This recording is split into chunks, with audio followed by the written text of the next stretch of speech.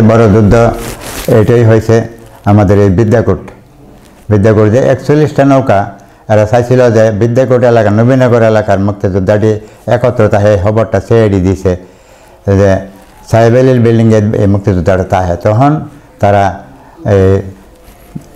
অনেক বড় আকারে হামলা দিছে কিন্তু আমরা জেনে ফেলছি আমাদের এলাকার লোকজন অনেক দায়া খবরটা বলছে তখন আমরা এমন অ্যাম্বুশ পাচ্ছি অ্যাম্বুশ বড় বিরাট বড় হালের মুখে বিরাট বড় পুকুর আখালিয়া পুকুর এই পুকুরের মধ্যে চতুর্দিক দিয়ে আমরা ডিফেন্স পাইতে রাখছি যেই মাত্র নৌকাটি ঢুকিয়া ছাড়ছে তারা প্রস্তুতি হইবার আগে আমরা এট এ টাইমে এভাবে ফায়ারিং করছি ধ্বংস করে ফেলছি এরপরে তারা লাশ নিয়ে গোকর্ণ ঘাট আইসা লাশ টালাইয়া ফালাইয়া তারা কোরআন শরীফ পড়ে পাঞ্জাবিরা পাঠানরা বেলুচিরা আমরা এরকম খবর পাইছি আমাদের গ্রামের লোক বলছে তারা লাশ টালাইয়া ফালাইয়া কোরআন শরীফ পড়ে পরের দিনে তমস যুদ্ধ হয়েছে তমস যুদ্ধে সরাসরি কিন্তু তারা পারে নাই তাদের হাবার বন্ধ হয়ে গেছে পাকিস্তান থেকে হাবার আসে না তারা অনাহারি থেকে আর যুদ্ধ করতে আমাদের সাথে পারে নাই আমরা জয়ী হই বিভিন্ন হানে আমরা বৃষ্টি ভেঙে ফেলছি এক্সপ্রেসিভ ভারত দিয়া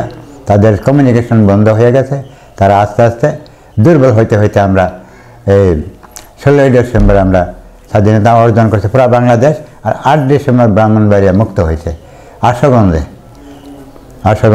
সোহাগপুর গ্রামের এখানে শত শত পাঞ্জাবি মৃত্যু হয়েছে আর বাকি ওরা সারেন্ডার করছে হাত উড়াই দিয়েছে অস্ত্র দিয়া আমি মোহাম্মদ শামসুল হক ব্রাহ্মণবাড়িয়া সদর শালগাঁও হানবাড়ি আমার জন্ম 71 সালে আমি ইন্টারমিডিয়েটের ছাত্র ছিলাম ব্রাহ্মণবাড়িয়া সরকারি কলেজের তখন 7ই মার্চে বঙ্গবন্ধু একটি বক্তব্য রাখে যে তোমরা যা যে কিছু আছে সব নিয়ে প্রস্তুত থাকো তখন পাকিস্তান হানাদার বাহিনী এই 25শে মার্চ রাত্রে এই ঘুমের ঘরে রাজারবাগ আয়া ঘুমের মধ্যে হামলা করে তখন আতামর সাধারণ মানুষের মাইরা এক টাল কইরা পালিয়ে দিছে সারা বাংলাদেশে এট এ টাইমে তারা অপারেশন করে ঘুমের ঘরে তখন দেখলাম যে লেখাপড়া কলেজ বন্ধ হয়ে গেছে তখন জোয়ান দেখে বাঙালি জাতির জোয়ান ছেলেরা গুলি করে মারে তখন সারা দেশে আগুন আর আগুন তখন ব্রাহ্মণবাড়িয়াতে পাক হানাদার বাহিনী আগুন লাগিয়ে পুড়িয়ে তারা আমাদের পাশে ছবিবাড়িয়া গ্রামের দিকে আসছে তখন আমরা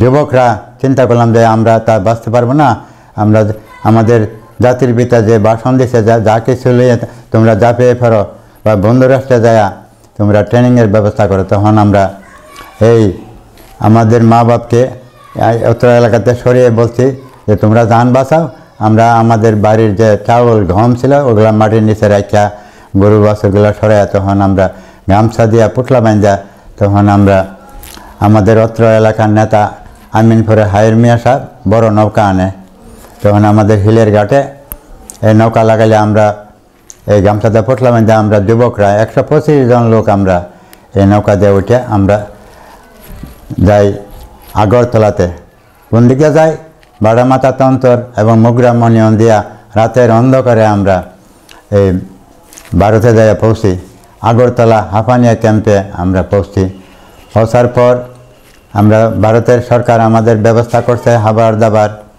এবং আমি 3 দিন পাতলা ডাইল খাওয়ার পর আমরা লাইনে দাঁড়াই বিকালবেলা তখন খালেদ মোশাররফ আমাকে বাছাই করিয়া নিয়েছে তখন বাছাই করিয়া আমাকে 2 সেক্টরে ট্রেনিং সেন্টারে নিয়ে যায় ব্রাহ্মণবাড়িয়া থেকে আমি একেই বাছাই হয় এবং আমাকে বলে যে চিন্তার কোনো কারণ নাই ট্রেনিংয়ের পরে আপনাকে আবার আগরতলাতে পাঠানো হবে 2 সেক্টরে পাঠানো হবে তখন আমি ট্রেনিং করি ওইখানে আমার ট্রেনিংয়ের উস্তাদের নাম ছিল ক্যাপ্টেন রুলিঙ্গাল ওসাই ওই বাগমারা ট্রেনিং সেন্টার বাগমারাতে ট্রেনিং করছি 28 দিন ফায়ারিং করছি এক্সপ্লোসিভ ট্রেনিং করছি করার পর 28 দিন ট্রেনিংয়ের পর আবার আমাকে পুনরায় আমাদের 3 সেক্টরে পাঠাইছে গাড়ি দিয়ে তখন 3 সেক্টর আমাদের এলাকার যত মুক্তিযোদ্ধা ট্রেনিং প্রাপ্ত একত্রে জমায়েত করে তারা আমাদেরকে অস্ত্র দিয়ে আমরা দেশের ভিতরে পাঠাই।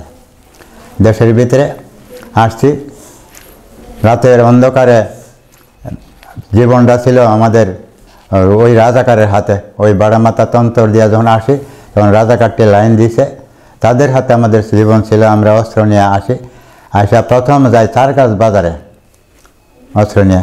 চারগাছ বাজারে যাই রাতের 2টার সময় আমরা 2 টাকা দিয়ে 1 প্লেট ভাত খাইছি। খাওয়ার পর আমরা অনেক লোক আমাদেরকে তখন নবীনগরের বিদ্যাকোট গ্রাম এলাকায় আমাদেরকে দায়িত্ব দেয়।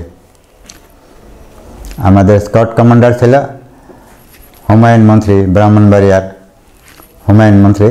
ওনার আন্ডারে আমরা স্কট লিডার হিসাবে আমরা বিভিন্ন এলাকায় দায়িত্ব পালন করে। তখন 7 নভেম্বরের দিকে ওই ব্রাহ্মণবাড়িয়া সমস্ত পাঞ্জাবের 41টা নৌকা তখন এই বিদ্যাকোট গ্রামে হামলা করে। আসরক্ত নৌকা সব রেডি হয়েছে, আমরা খবর পাইছি। আমরা খবর পাইয়া বিদ্যাকোট গ্রামে একটা আহাইল্যা পুকুর আছে, ও পুকুরের চতুর্দিকে আমরা মুক্তিযোদ্ধারা ডিফেন্স তৈরি করি ছদ্মবেশে। তারা কিন্তু বুঝতে পারেনি যে আমরা যে এই কোচোয়ারের মধ্যে ডিফেন্স লেয়ার রাখছি, গ্রেনেড 7.56 চাইনিজ রাইফেল এবং LMG। তারা 41টা নৌকা পাঞ্জাবের এই আহাইল্যা পুকুরের ভিতরে আস্তে আস্তে যা ঢুকছে। ঢোকার পর হুমায়ুন মন্ত্রী বলছে যে এই নৌকা দিয়ে ঢোকার পরে আমি একটা হুইসেল দেব, হুইসেল দিলে একটা টাইমে আমরা ব্রাশ মারি। এই আহাইল্যা পুকুরে ব্রাশ মারার পরে সব ছাড় হারিয়ে ধ্বংস হয়ে গেল পাঞ্জাবি। তারপরে আমরা তখন হুমায়ুন মন্ত্রী বলছে যে এই ফায়ারিংয়ের পরে তোমরা সবাই যার যান নিয়ে অস্ত্র নিয়ে তোমরা মেরকুড়াতে চলে যাবা। পাশে বিদ্যাকুড়ের দক্ষিণ পাশে একটা মেরকুড়া গ্রাম, ওখানে চলে যায়। ওখানে যাওয়ার পর আমরা ধান হাত দিয়া সাঁতরাইয়া গেছি অস্ত্রটা নিয়ে। এরপরের দিন সকালবেলা যুদ্ধ আরম্ভ হয়েছে। রাধিঘাটে সেল মারতেছে, ব্রাহ্মণবাড়ি থেকে সেল মারতেছে আর্টিলারি। তখন আমরা নাটগড় হইসারা হইরালা এদিকে আমরা সামনাসামনি ফ্রন্ট ফাইটিং যুদ্ধ করিয়া আমরা বিজয় অর্জন করি। বিজয় অর্জন করার পরে তখন নাটগড়ে আলিম চেয়ারম্যান 4টা গুরু জবাই করে আমাদেরকে সম্মাননা দিয়েছে এই 7 নভেম্বরে। তারপর আমরা একবারে বিভিন্ন জায়গায় অপারেশন করি, অপারেশনে আমরা জয় হয়। তখন পাঞ্জাবিদের হঠাৎ করে পাঞ্জাবিদের রেশন সাপ্লাই পাকিস্তানতে বন্ধ হয়ে গেছে। 8 নভেম্বরের দিকে থেকে খবর পাইলাম যে পাঞ্জাবিদের আর রেশন পাকিস্তানতে আসে না, তারা অনাহারি থাকে। তখন আমরা বিভিন্ন জায়গায় অপারেশন করে সাকসেসফুল ব্রিজ ভাঙছি, এক্সপ্লোসিভ ট্রেনিং করছি, দিয়ে ট্রেনিং করে আমরা সফলতা অর্জন করছি। এরপরে ব্রাহ্মণবাড়িয়া 7ই ডিসেম্বর আমরা বিজয় অর্জন করি ব্রাহ্মণবাড়িয়া সদর। 2-1টা যুদ্ধকালীন যুদ্ধের স্মৃতি এখনো আপনাকে কাঁদায়, এরকম কিছু স্মৃতি আমাদের বলেন। যুদ্ধের স্মৃতি ব্রাহ্মণবাড়িয়া সোহাগপুর গ্রামে অনেক লোক ভারতীয় শিখ সৈন্য অনেক মারা গেছে, আমাদের মুক্তিযোদ্ধা অনেক মারা গেছে। এমন গোকর্ণঘাট, এই যে গোকর্ণঘাট এক লঞ্চের মাঝে মুক্তিযোদ্ধারের ব্রাশ মাইরা অনেক মুক্তিযোদ্ধা মারা গেছে।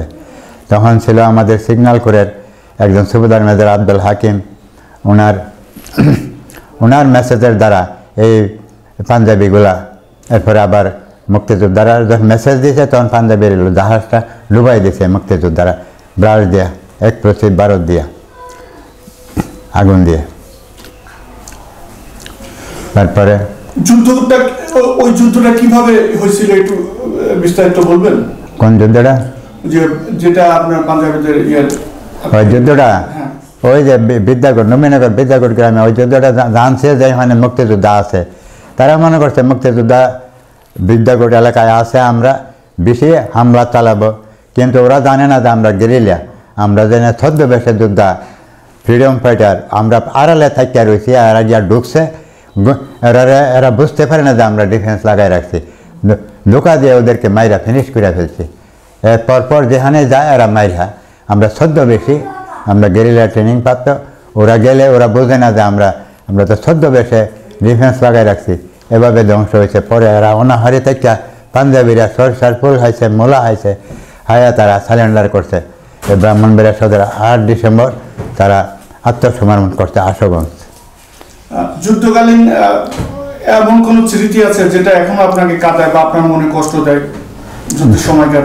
যুদ্ধের সময় আমরা যেমন ভারতে ট্রেনিংয়ের সময় একটা স্মৃতি আছে যে আমরা পাতলা ডাইল খাইতাম, চাউলের মধ্যে পোক ছিল, কষ্ট করছি, যাই একটা কাঠিয়াল ছাইরানা ছিল, আমরা কষ্ট করে এই সফলতা অর্জন করছি। পাঞ্জাবিরা তো কোনো মায়াবিহীন, শুধু আগুন আর আগুন লাগাই দিত, যুবক পাইলে মেরে লাইত, ব্যানারের গাড়ি দিয়ে মেরে লাইত। তখন আমরা বাধ্যতামূলক ভারতে যাইতে সক্ষম হয়েছি। কেমন এটা গামছা দিয়া পুটলা দিয়া আমরা নৌকা দিয়া এই ভারতে যাই। তখন আমরা খুব যুবক ছিলাম এবং এ দেশের জন্য, এই দেশের মানুষের অর্জনের জন্য আমরা যা ট্রেনিং করি ভারতের সরকার আমাদেরকে 80 টাকা বেতনও দিচ্ছে। 80 টাকা বেতন দিয়ে আমরা চলাফেরা করতে পারছি। আমরা নাইট ফায়ার করছি, এক্সপ্লোসিভ ট্রেনিং করছি, চাইনিজ রাইফেল ট্রেনিং করছি। ফায়ারে যারা উত্তীর্ণ হয়েছে এদেরকে বাছাই করে নিচ্ছে। এবং ক্যাপ্টেন লিলিঙ্গালোসাই টিপরা জাতি, একটা ক্যাপ্টেনের অ্যাড্রেসটা এখনও আছে আমার কাছে, যে জাতি আমাকে ট্রেনিং দিছে ভারতীয়, এই ভারতের এই উস্তাদের নামটা, অ্যাড্রেসটা এখনও আমার কাছে আছে। তারপরে আমি 73 সালে চাকরিতে, সরকারি চাকরিতে বাছাই হইয়া যায় সিগন্যাল করে ক্রিপ্টোগ্রাফার, অপারেটর, ক্রিপ্টো নায়ক হয়ে ডাইরেক্ট যশোরে ট্রেনিং করি।